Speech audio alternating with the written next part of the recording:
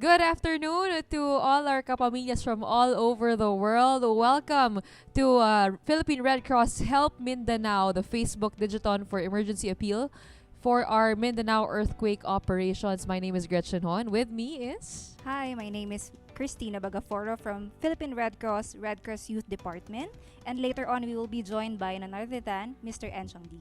Okay, so this is the first ever Digithon by Philippine Red Cross. Alam natin, sanay tayo na meron tayong telethon, di ba? Yes. So ngayon, Digithon kasi digital age na tayo Yes, ngayon. definitely. The millennial era. So we would like to take advantage of the technology that is available to each one of That's us. right. And the advantage of that is that we get to talk to everybody from all over the world, from all the countries out there. Yes. Sa mga kapamilya natin nagising pa, kung gabi na sa lugar ninyo, Yes. welcome. Thank you so much for tuning in.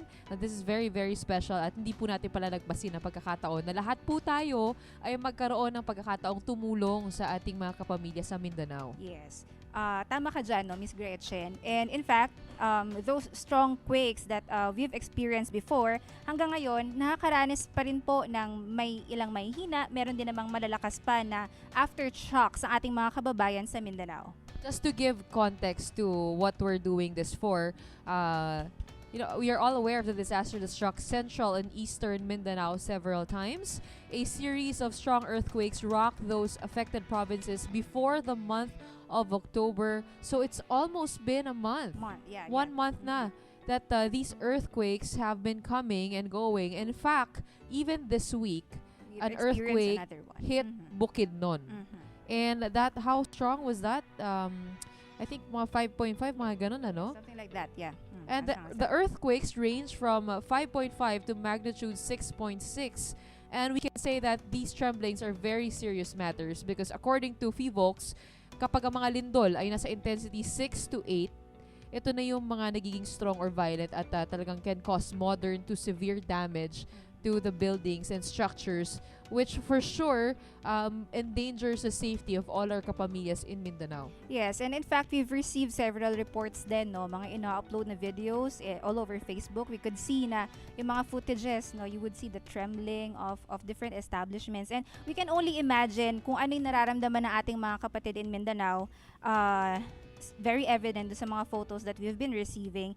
Makikita natin yung mga damages na natamo ng mga commercial sites, mga establishments, mga opisina, mga hospital, even schools, at yung mga residential areas din. Actually, ako nga, meron ako mga kaibigan sa Mindanao, tapos nagtitweet sila.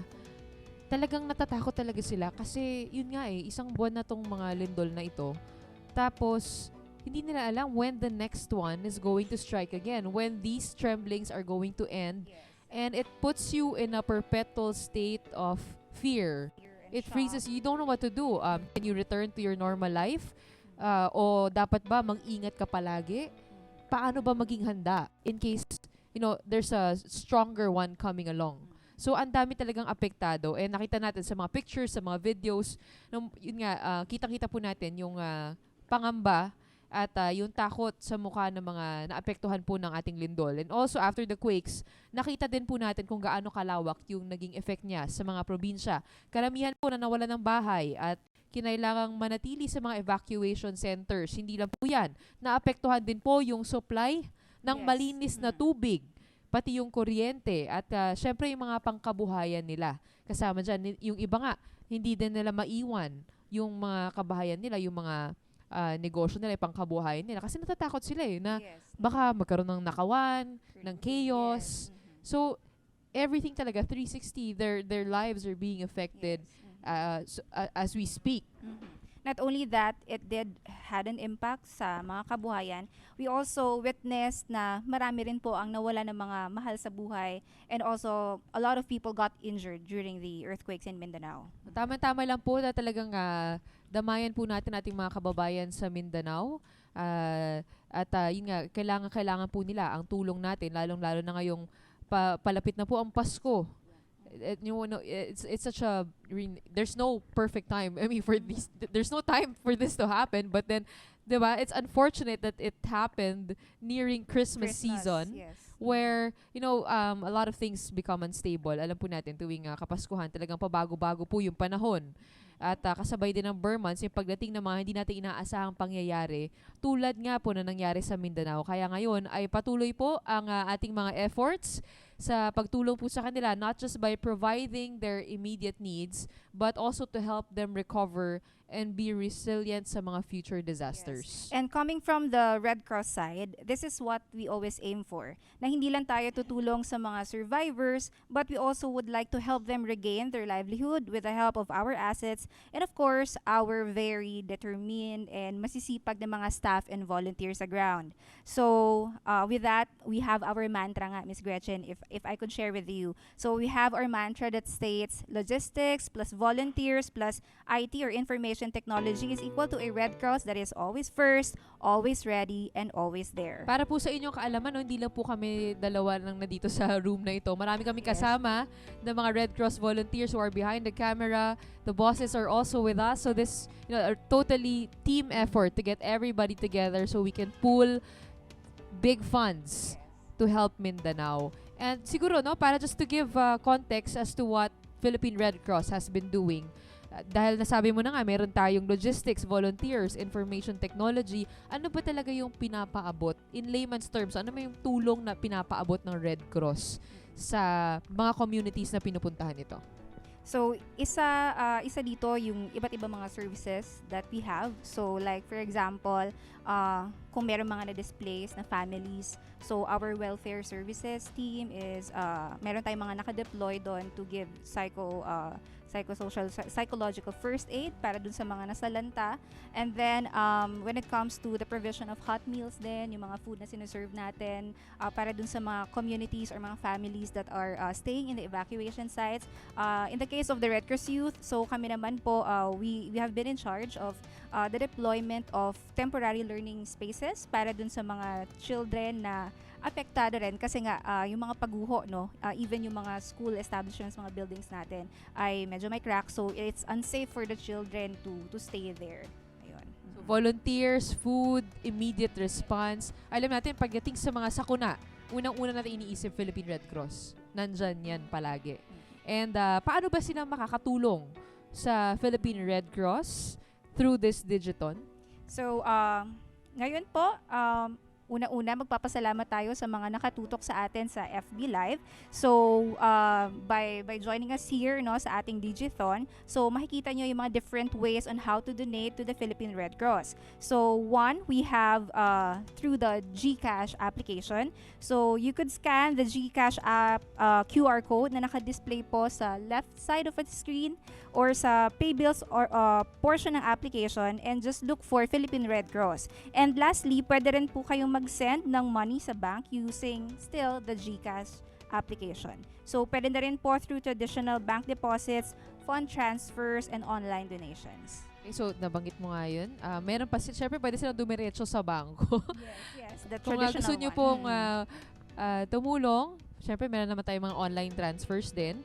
Sa Banco de Oro, ang account name po natin, Philippine Red Cross.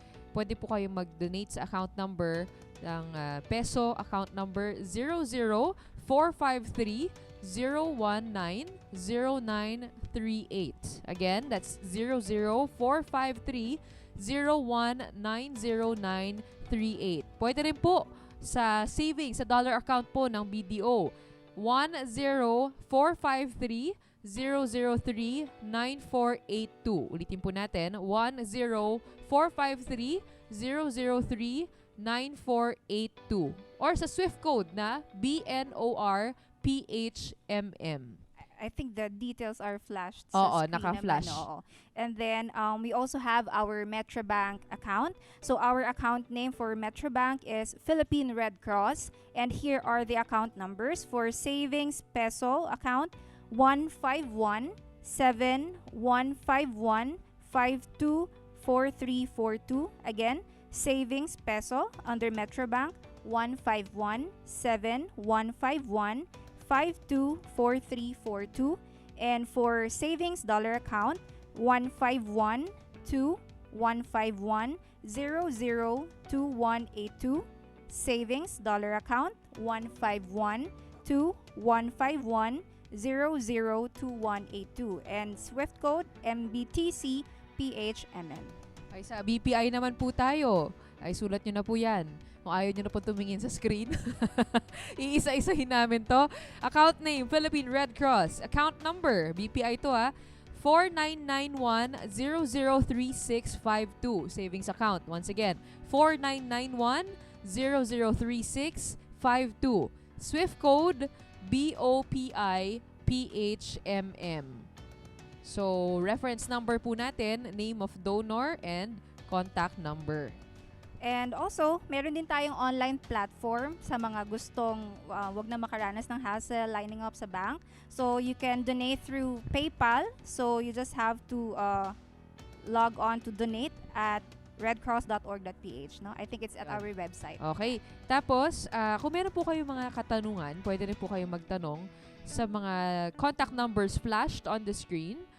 Kay Miss Shervy Corpus, ang number po niya, 0917-834-8378. Pwede rin po kay Miss Riza Henil, 0917-510-6343. Pwede rin po kayo mag-email sa emergencyappeal@redcross.org.ph. That's once again, emergencyappeal@redcross.org.ph, fundgeneration@redcross.org.ph, or sa chairman@redcross.org.ph. Kay Senator Dick Gordon ba yan? Yes, kay Senator Gordon. Mag-i-email nga ako sa kanya kasi fan ako. Yeah. And as of the moment, Miss Gretchen, no, PRC does not accept used clothings as we still have our supplies from previous donations. So for in-kind donations, we would appreciate if you would give us sleeping kits, hygiene kits, and food items. Basta make sure lang po natin ang expiration date ay 6 months and above po. So pag sinabi natin sleeping kit, ano ba yung nasa sleeping kit? Usually yung mat, pillow, blankets, Okay. yan. Sa hygiene kits naman, ano po yung hygiene, included doon? it includes yung ating mga basic necessities like toothbrush, toothpaste. For the females, kailangan natin ng mga sanitary pads nila. Yan, And then food items, water, yes, water, canned goods, yeah. pansit canton. Pwede Diba? rin, oo. Pwede rin kasi yan nga yung Oo. madalas na mabilis na lutuin, di ba? Instant noodles, yes. Alright, so nakuha na po natin yung mga account numbers. Pwede po natin tignan muli sa ating screen. Nandun lang po sa ating right side of this Digithon.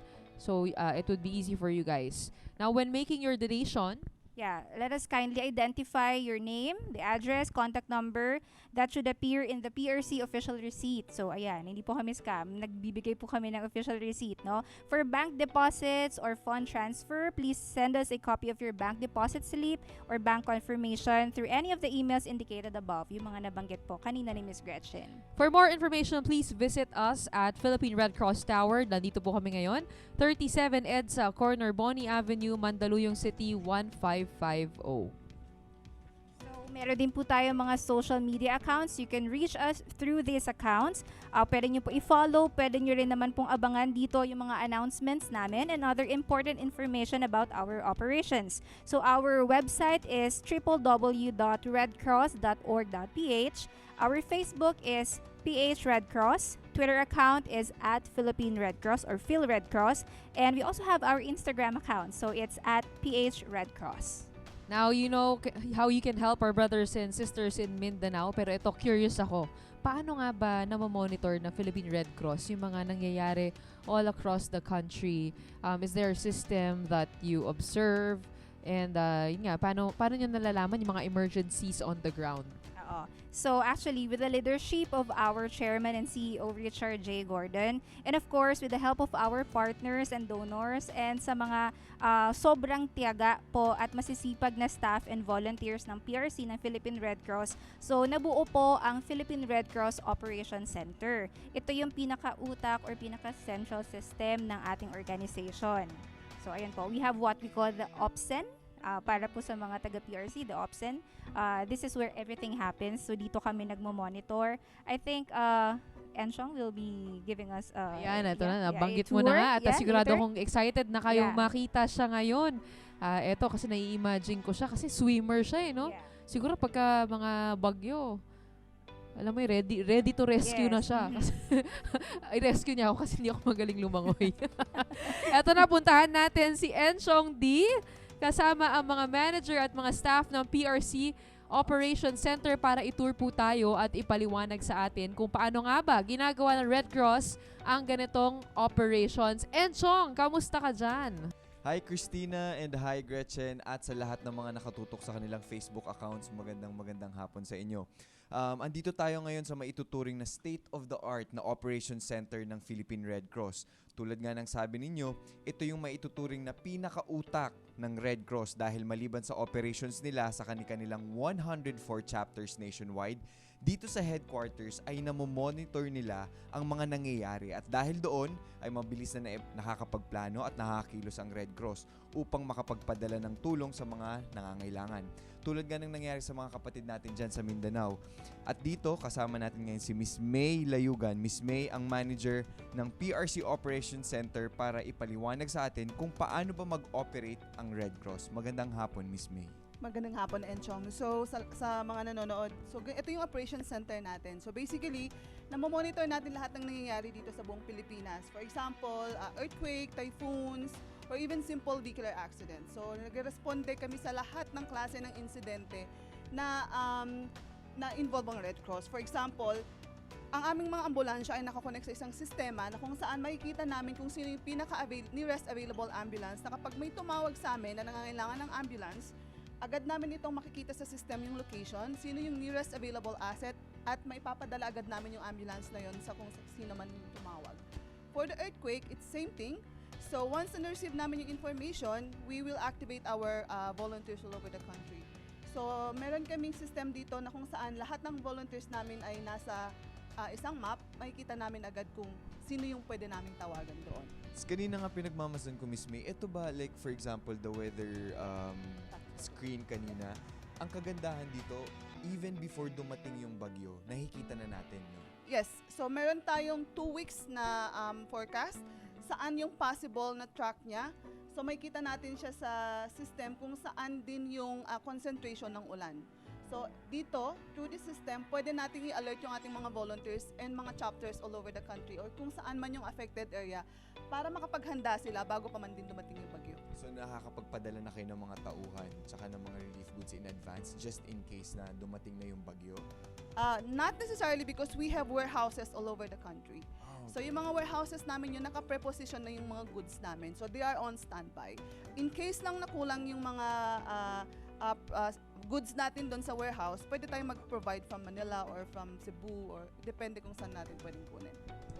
Nakakatuwa kasi ito talaga yung mga nagagawa ng technology. Sipag at malasakit ng mga staff. Kasi nakikita ko sila dito, sobrang tutok talaga sila. Yes. Kahit ang daming tao na gumagalaw dito, nakatutok sila dun sa trabaho nila. And sa mga volunteers ng Red Cross sa operations ito, maraming salamat. Miss May, maraming salamat. Thank you. Kasi ang sobrang sisipag ninyo dito sa Operation Center at walang pagod at pagtulong sa nangangailangan. Anytime, Enzo. Thank you. Sa mga nanonood sa atin ngayon, muli ko po kayong iimbitahan habang nanonood po tayo na mag-donate sa Red Cross sa ating mga kababayan sa Mindanao. Ito po yung mga detalye on how you can donate sa Philippine Red Cross. As of the moment, PRC does not accept used clothing as we still have our supplies from our previous donations. For in-kind donations, we accept sleeping kits, hygiene kits, and food items. Basta make sure lang po na yung expiration date is more than 6 months and above. And of course, if you wish to lend a helping hand, PRC, Philippine Red Cross, accepts monetary donations through this donation channels. Number 1, GCash, just send to bank. First step is send money. Second one is send to bank. And third is partner bank and enter recipient bank details. And number 4, confirm. Kanina nakita ko to kanina, napakadali lang. All you have to do is follow the steps. For BDO naman, Banco de Oro, the account name would be Philippine Red Cross. The account number for savings, this is for the peso. Sa mga gusto mag-donate in peso, we have 00453 0190938. Para naman po sa mga kapatid at mga kapamilya natin na nasa abroad, kung gusto niyo naman po magpadala in dollars, the account number would be 10453003948 The SWIFT code is BNOR PHMM. Again, that's BNOR PHMM. For Metrobank naman po mga kapatid, mga kapamilya, account name would be Philippine Red Cross. The account number for peso would be 151-7151-524342. For the dollar account naman, we have 151-2-151-002-182, and the SWIFT code would be MBTCPHMM. Again, that's MBTCPHMM. For Bank of the Philippine Islands, BPI, account name is Philippine Red Cross. The account would be 4991-003652. The SWIFT code is BOPIPHMM. You may also visit our online donation platform, PayPal, donate@redcross.org.ph. You can also send your donations through the GCash app via GCash QR code or paybills. May kita nyo dito sa left side natin, sa screen natin. Tama? Left side, right side. On my right, excuse me, you can just scan the QR code, type the amount, and confirm. Or go to pay bills, go to others, then search for Red Cross, type amount, and then confirm. When making your donation, kindly identify the name, the address, and the contact number that should appear in the PRC official receipt. For bank deposit or fan transfer, please send us a copy of your bank deposit slip and bank confirmation through any of the emails indicated above. Ngayon mga kapatid, mga kapamilya, babalikan naman natin sina Gretchen at Christina para malaman natin kung ano-ano pa ba ang mga nagawa ng Philippine Red Cross upang matulungan ang mga nasalanta ng lindol sa Mindanao at kung ano pa ba ang kailangan natin ng mga kapatid natin dyan sa Mindanao. Gretchen, Christina?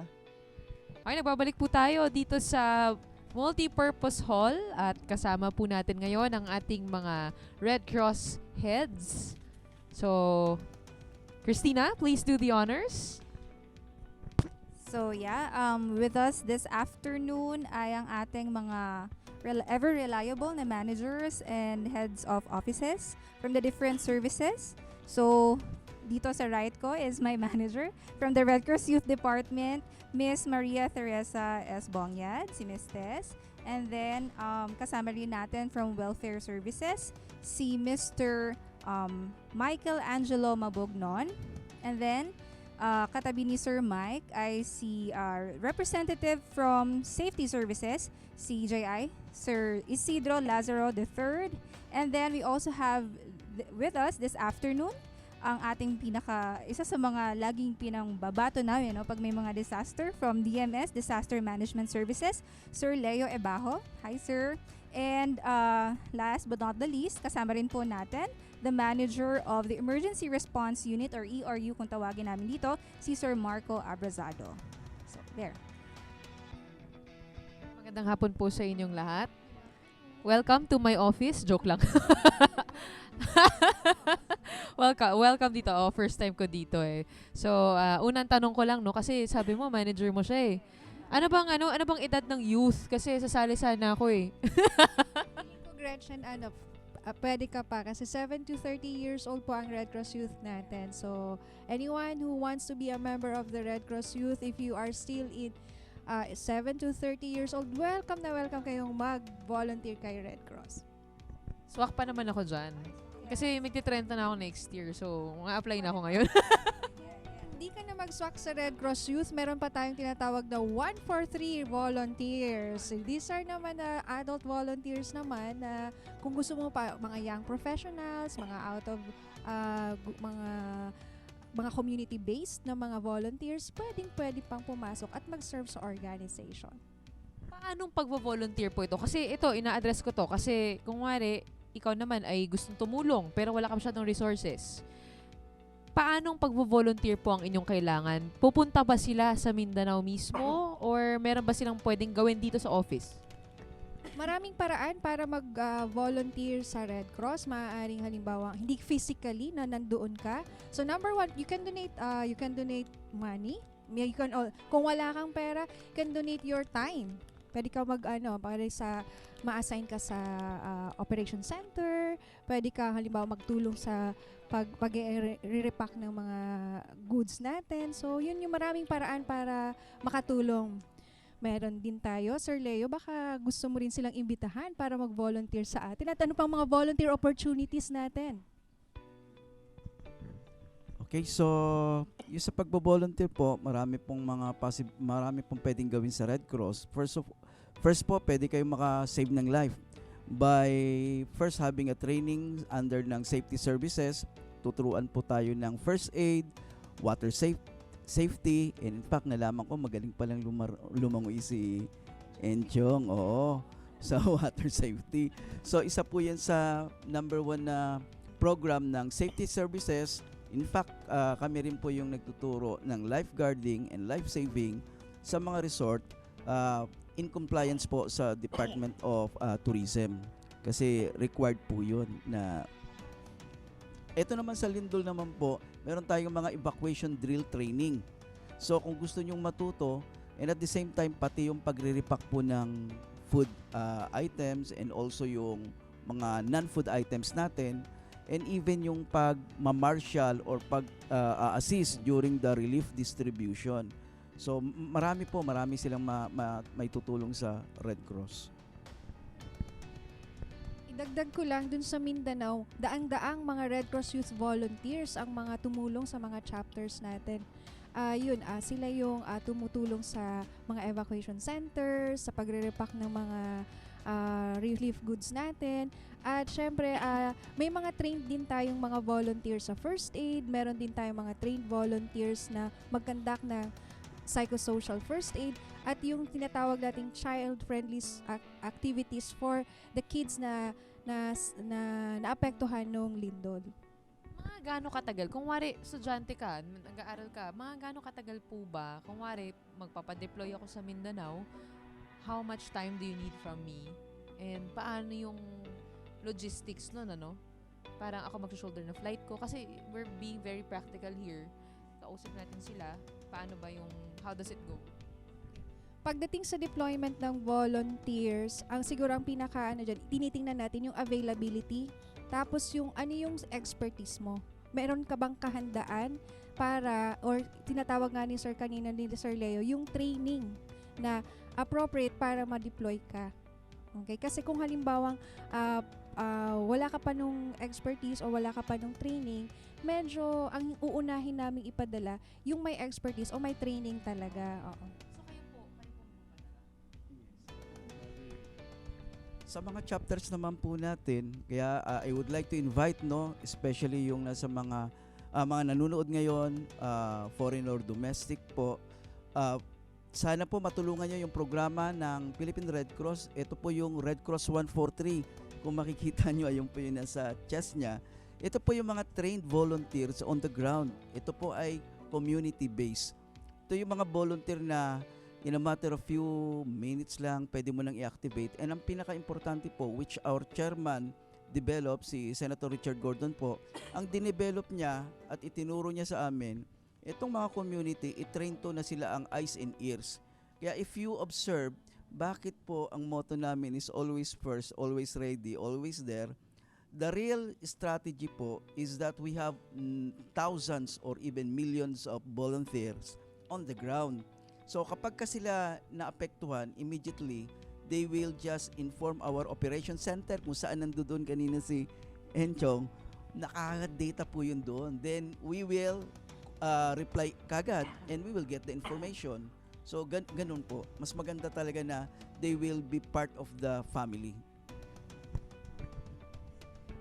Okay, Red Cross 143. Sa Red Cross, may forever. May I love you ka eh. So, base po dun sa mga nagawa na natin mga assessment po sa Mindanao, sa areas po natin in Mindanao, ano pa po yung mga plan of action pa ni Philippine Red Cross? Syempre, alam naman po natin na yung threat po ng kasunod earthquake ay hindi natin alam kung kailan ulit. Just like 2 days ago, meron na naman po ulit. So, ano pa po yung mga future plan of actions po natin?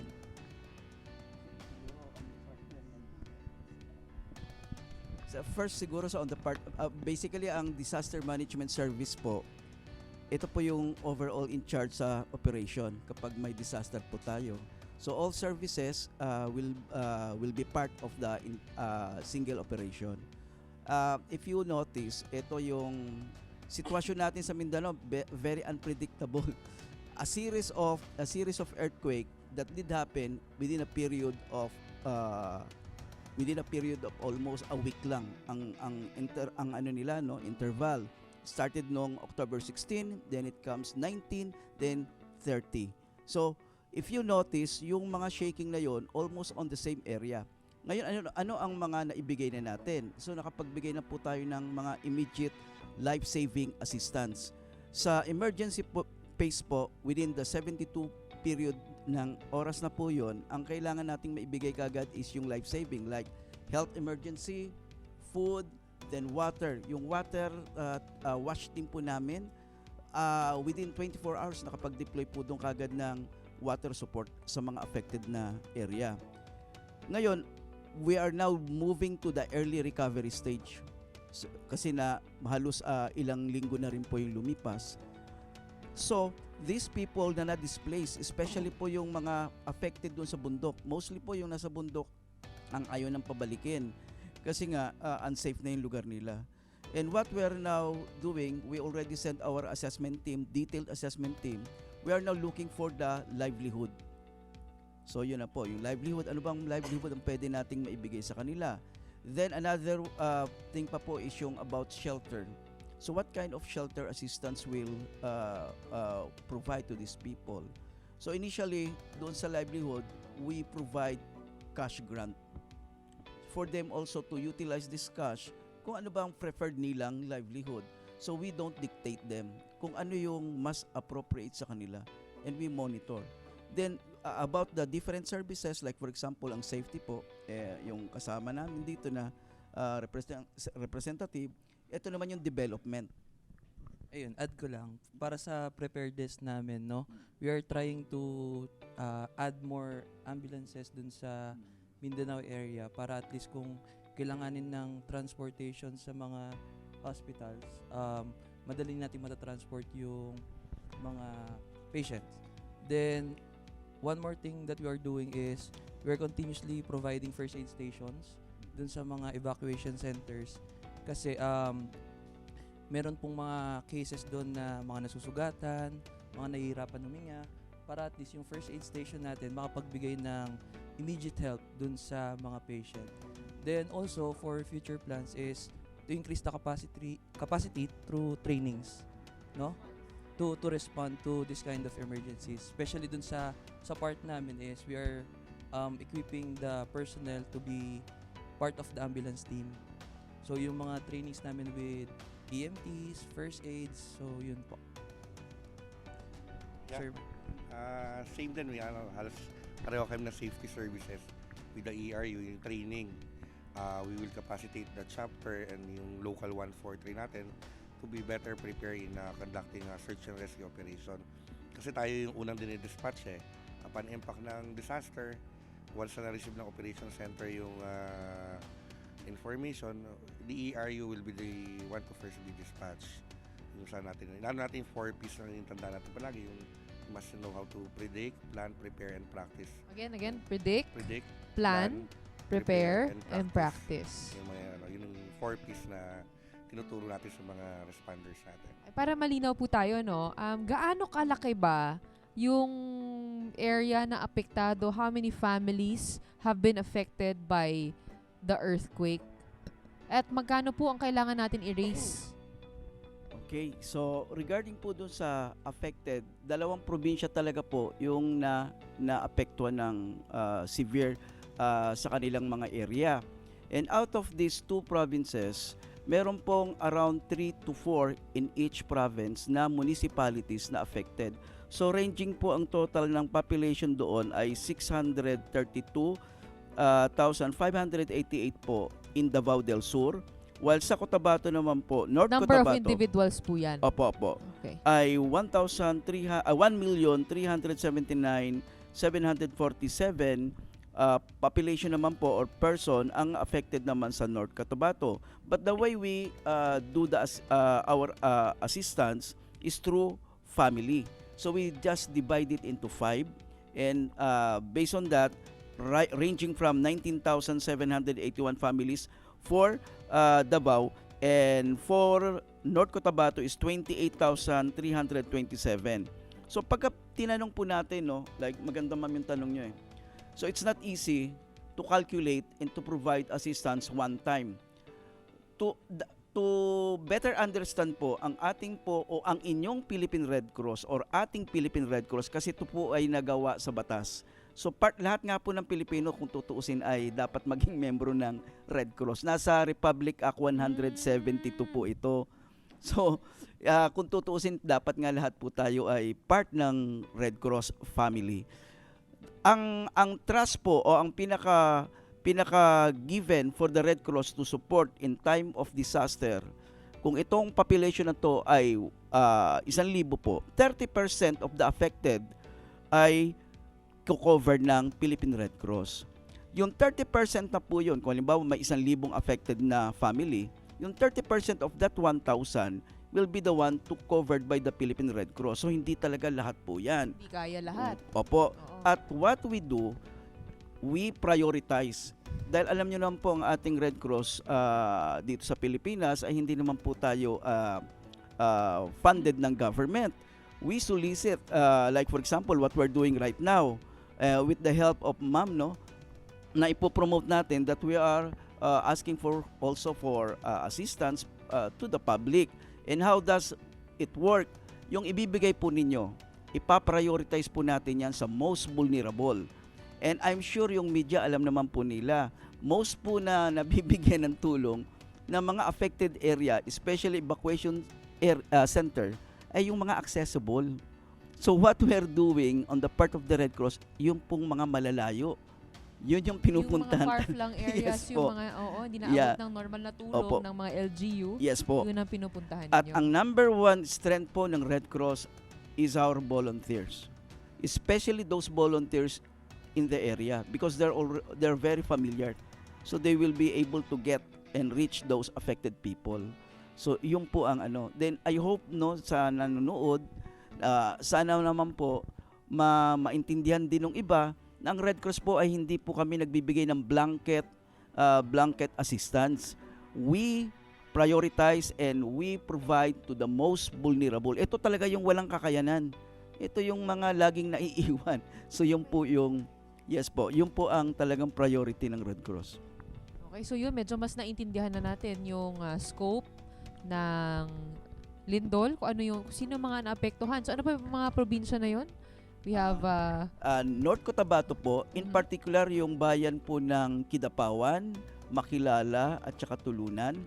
Then doon naman po sa Davao del Sur is tong Magsaysay at saka yung sa Digos din po, yung mismong kanilang city po. So, yung mga area na po to, ito po yung mostly na nandoon sa urban area. Ito po yung mga inilikas na galing sa bundok. At ito yung mga taong na malamang hindi na po talaga pabalikin sa lugar nila. So kung doon yan nakatira, di doon din po yung kabuhayan niyan. kailangan Ngayon, maghanap ng bagong correct. Ayaw mo buhay ngayon, para sa hindi na kanila. natin sila pababalikin, dapat ihanap natin sila ng bagong titirahan. hanap buhay. Yes po. Siyempre, empowerment din, Yes po. skills. Yan po, yan na po ang mga nasa stage ngayon ng susunod na phase ng assistance. Is really to thoroughly study. Hindi po kasi hindi enough yung magbigay tayo.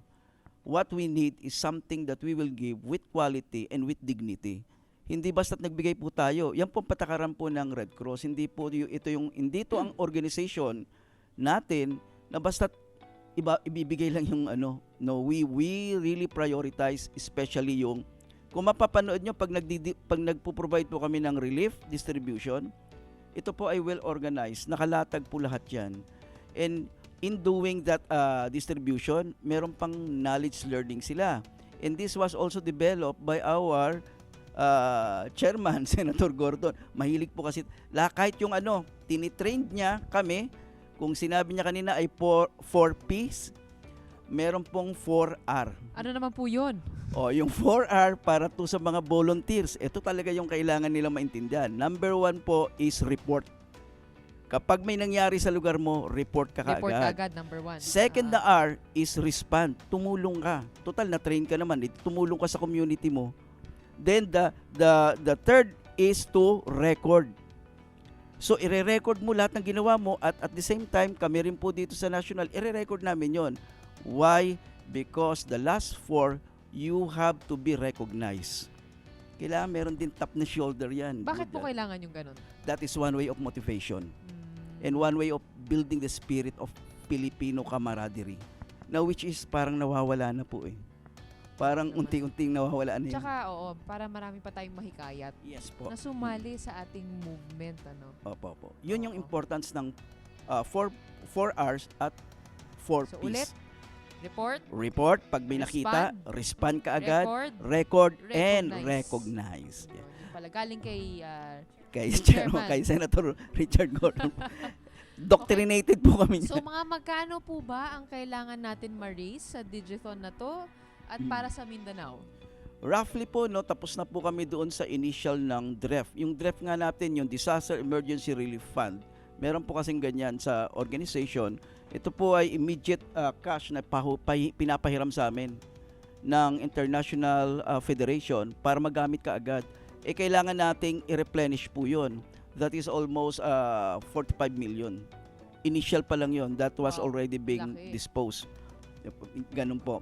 Now, in our emergency appeal, we are asking for about 70 to 75 million. Wow. And dahil po, malaki talaga. hindi po ganun lang ang gagawin natin dyan. Kasi from early recovery, we also provide development program. Hindi po, kasi hindi po to yung one-stop shop na parang one-stop ngayon shop. Oh, yes po. Ngayon lang, tulungan mo, alis ka na. Hindi Yo ganoon. po. Kasi pag tinulungan natin yan, binigyan mo ng relief, binigyan mo ng halimbawa ng tinayuan mo ng bahay, pero hindi mo naman binigyan ng kabuhayan, hindi rin naman natulungan yan ng development nila to become resilient, di after several months lang yan, or another typhoon, kung typhoon man tumama sa kanila, back to zero na naman yan. So that is how the Philippine Red Cross po work. Yan, alam na po natin kung paano tayo makakatulong sa ating initiative. Actually, kung hindi nyo kaya, kung nasa ibang bansa kayo, hindi kayo makapag-volunteer, hindi rin kayo makapagbigay ng resources ninyo, i-share nyo lang po itong video na ito para marami po tayong maabot na mga followers from all over the world. Malay mo, meron po kayong matap dyan na willing magbigay. So, malaking bahagi yon yung pag-share po natin ng information kung paano sila makakatulong. And we would like to thank GCash and you, Miss Gretchen, and Sir Enchong for giving us this opportunity, yung platform na to, para at least makahingi ng tulong sa mga kababayan natin na yun, ma-raise nga natin yung sinasabi ni Sir na 75 million. Si Sir Mike here is also wants to discuss also yung sa welfare services naman na binibigay natin sa community. Sir Mike? So, yun nga po. So, aside po doon sa mga binibigay po natin like food, shelter, so Philippine Red Cross also ensures that yung well-being po ng mga tao is nabibigyan po din natin ng pansin. So, sa welfare services po, kami po ang nangunguna in partnership po with our different services sa pagbibigay po ng psychosocial support. Hindi lang po sa mga adults, kundi po sa ating mga Bakit children. mahalaga yung psychosocial support? So yun nga po, usually po kasi yun yung pinaka-last nakikita natin sa disaster. So in every disaster po kasi hindi lang po yung mga basic needs ang nawawala, but also may mga namatayan, may nagkakahiwalay o yung tinatawag natin Okay, yung psychosocial support, how to deal with trauma. how we deal with their stress, usually saan ba kami kukuha ng pagkain, saan ba kami kukuha ng tubig. So our volunteers on the ground are providing that as well through different child-friendly activities by setting up yung TLS namin or yung child-friendly activities, spaces kung saan pwede silang maglaro at matuto. And aside from doon sa pagbibigay ng mga relief items, we also deploy yung mga mobile kitchens namin, yung mga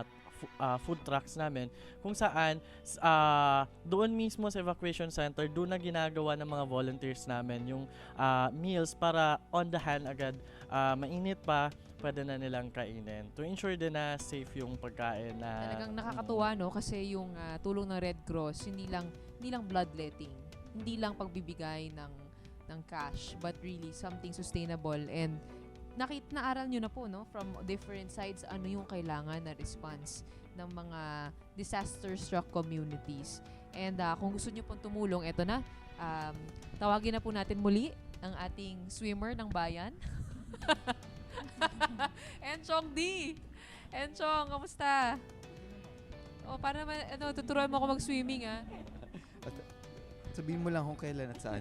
Ano ba to? Upo lang ba ako? Tatayo tayo. Yes, sa lahat ng mga nanonood, there are various ways po to donate to Philippine Red Cross. Meron po tayong bank deposits, fund transfers, QR code, mobile app, and online donation. So here are the details on how you can donate to the Philippine Red Cross. So for queries, please contact the numbers flashed on the screen. So we have, you can contact Ms. Shervy Corpus at 0917-834-8378, Ms. Riza Hanil, 0917-510-6343, or you can send us an email at emergencyappeal@redcross.org.ph, fundgeneration@redcross.org.ph, and at chairman@redcross.org.ph. So as of the moment, PRC does not accept used clothings as we still have our supplies from previous donations. But for in-kind donations, we accept sleeping kits, hygiene kits, food items. Basta po, i-make sure lang po natin na ang expiration date ay 6 months and above. And of course, if you wish to lend a helping hand, PRC accepts monetary donations through these donation channels. Banco de Oro, the account name is Philippine Red Cross. For Filipino dito na gusto mag-send ng peso, ang account number is 0045301900938.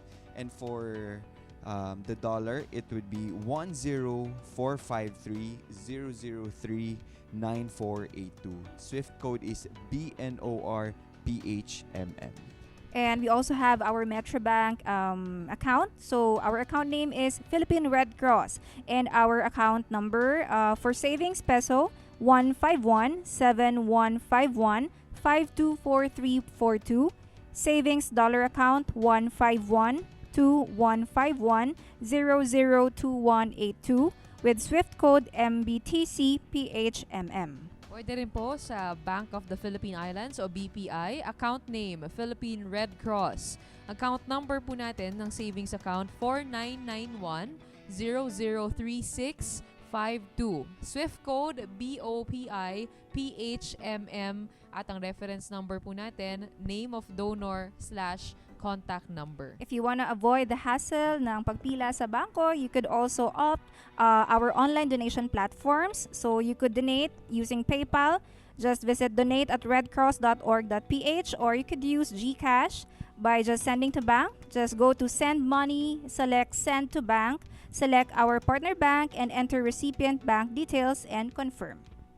When making your donation, please identify the name, address, and contact number that should appear in the PRC official receipt. So, gaya po na sabi ni Miss Christina, ano po tayo? Hindi po tayo fraud. Tayo ay certified. Legit. Yeah. Meron po tayong resibo. Yeah. For bank deposits or fund transfers, please send us a copy of your bank deposit slip or bank confirmation through any of the emails indicated above.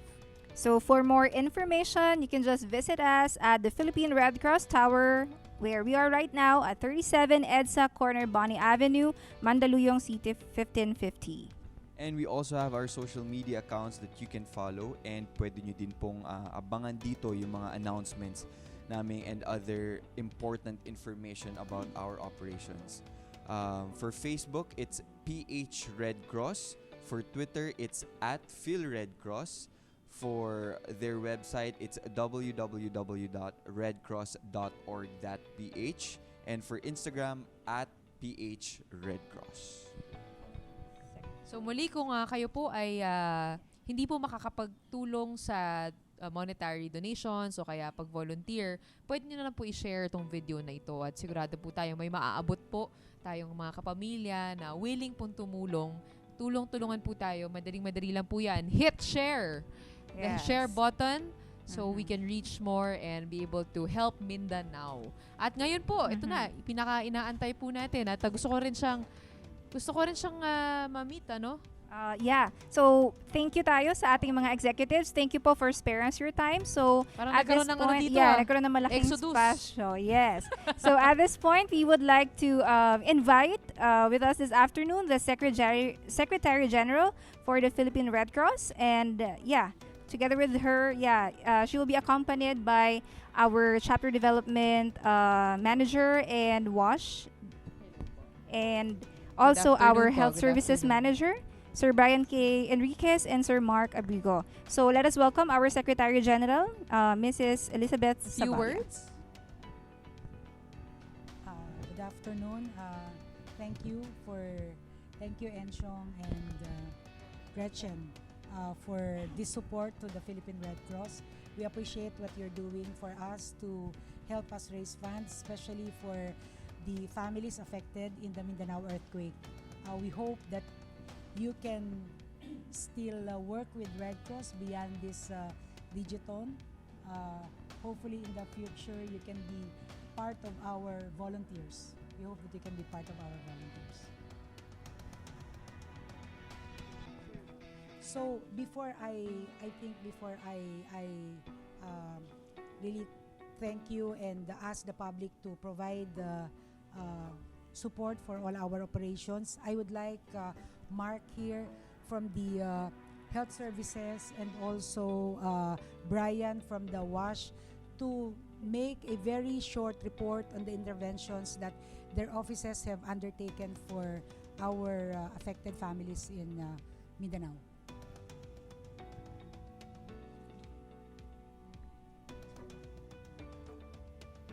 Good afternoon to everyone. Philippine Red Cross in terms of health services in the Mindanao earthquake operation is assisting the Kidapawan City Hospital with our medical tents. The Philippine Red Cross Emergency Medical Unit is assisting the Kidapawan City Hospital in terms of additional space for their patients.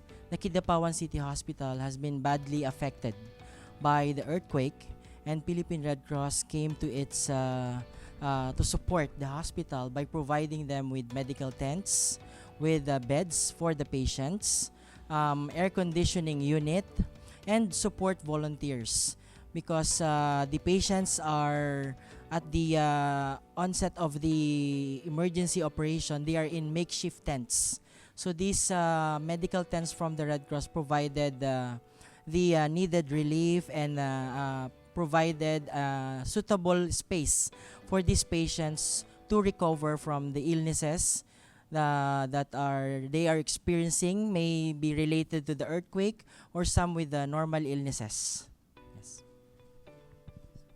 So in addition to what our colleagues mentioned earlier about the PRC's interventions on water sanitation and hygiene, currently, Philippine Red Cross has built sanitation facilities in selected evacuation centers, meaning nagtayo po kami ng mga palikuran at naglagay din po tayo ng mga portable toilets para dun sa mga families po na displaced dun sa iba't ibang lugar po sa Davao del Sur and sa northern Cotabato.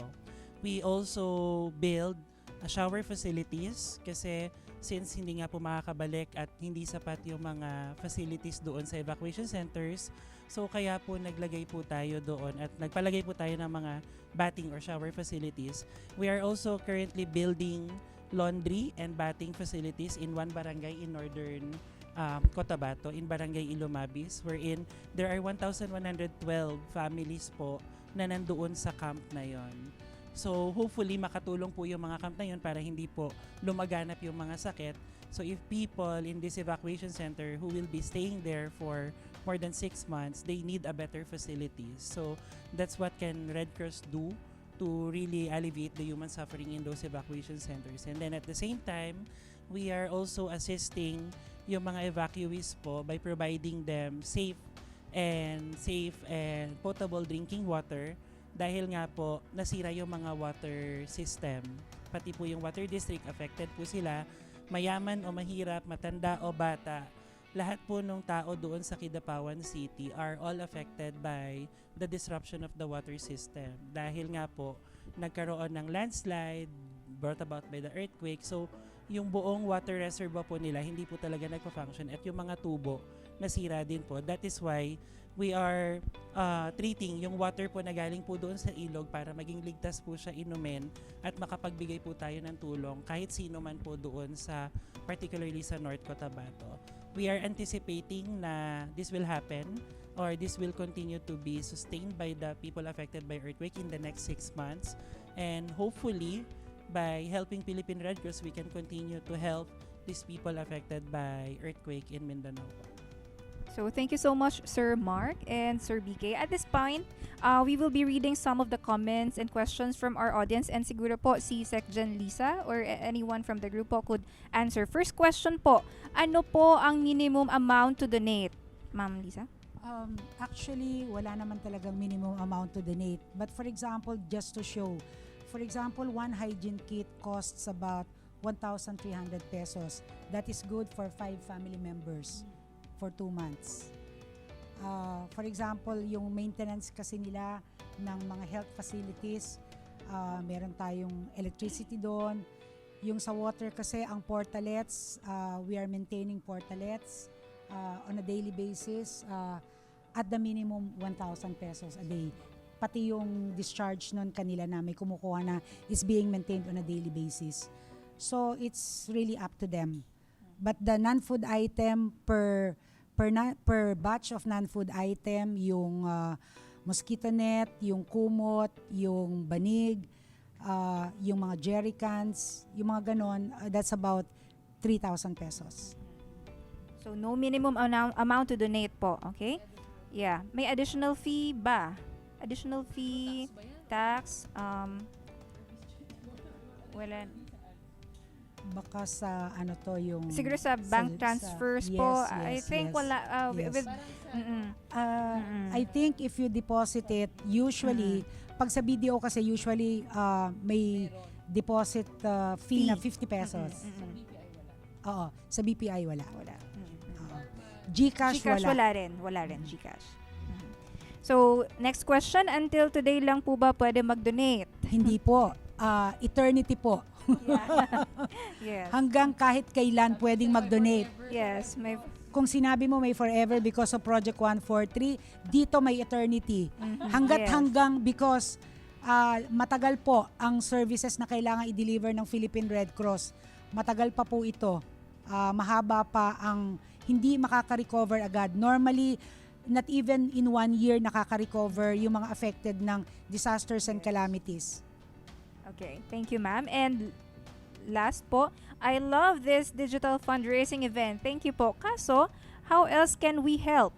We would love to have you as a runner in the forthcoming Million Volunteer Run come December 8. And we would love you more if you will become a volunteer of the Philippine Red Cross. Okay, yes. Our MVR is set to happen on December 8. Ayan. 5 in the morning Yes at po. Quirino Grandstand. Last po, sige, for Kuya Enchong, donate ako. Yun yung pinaka-winner na comment natin. Yeah. Okay. So, wala na po tayong questions. So, that would be all. Yeah? Again, nagpapasalamat ako, Gretchen and Enchong, for taking time out to be with us today for this Digithon. It is very important because people really have to understand what the Philippine Red Cross is doing. This is what we are doing only for the victims of Mindanao. But there are so many other things that the Philippine Red Cross is doing. We are still in Marawi providing water to 7,000 individuals in several evacuation centers. We are still in the Northern Luzon, Cagayan, Isabela, Kalinga, Apayao, doing recovery work for Typhoon Mangkut. We are into dengue operations. We still have our tents in Panay Island, Iloilo, Aklan, and even in Iligan and Cavite. And also we just completed the first support for the DOH for polio, but we will start again on Monday, November 25 to December 7, and we are targeting more than what we have given oral polio. The first time we have given oral polio to 62,834 children. Now we are targeting 100,000 only for NCR and the whole of Mindanao. So our chairman is really visionary that he is thinking of really emphasizing that we have to improve and expand our pool of volunteers, our army of volunteers, equip our assets, and innovate, introduce information technology so that we continue to serve and always be first, always ready, always there whenever there are emergencies and disasters. So thank you so much again. Maraming salamat po muli. Palakpakan nyo naman inyong mga sarili for this effort. We really hope that we will be able to pull in a lot of funds. If not, diba, sana ma-share lang po ninyo itong page, itong post na ito, itong Digithon na ito, para marami pa tayong maabot all over the world. At yung mensahe, no, mag-volunteer po tayo. Ng ating time, malaking bahagi na po yun. So maraming salamat. Thank you also for having us. It's always a pleasure to be given a chance to help in whatever way we can. So kami ni Enchong. Enchong? Tatakbo tayo Tatakbo sa tayo? million. Yeah. So Tuturuan mo ako mag-swimming. Let's invite them as early as now. Again, thank you very much for the first ever PRC Digithon. The first of many Digithon. Yes, amen, amen, amen, amen. Thank you very much, Red Cross, Philippine Red Cross. Maraming salamat. And stay tuned to the pages of Red Cross for details on how you can help. We have the bank account numbers there. We have the social media pages and the contact numbers. If you have any questions, kung meron, patuloy lang po natin yung conversation. Maraming salamat po. Mula po sa lahat ng bumubuo ng Philippine Red Cross, we would like to thank our hosts for this afternoon, Ms. Gretchen and Mr. Anshang D. So, salamat po. Nagpapasalamat kami sa lahat ng mga nag-donate, tumulong, at mga patuloy pa pong sumusuporta sa aming mga programa. Napakalaking tulong po ng naibibigay ninyo sa amin. Maraming salamat po. Maraming salamat and have a great day, everybody. Yes. Thank you. Good afternoon. Thank you.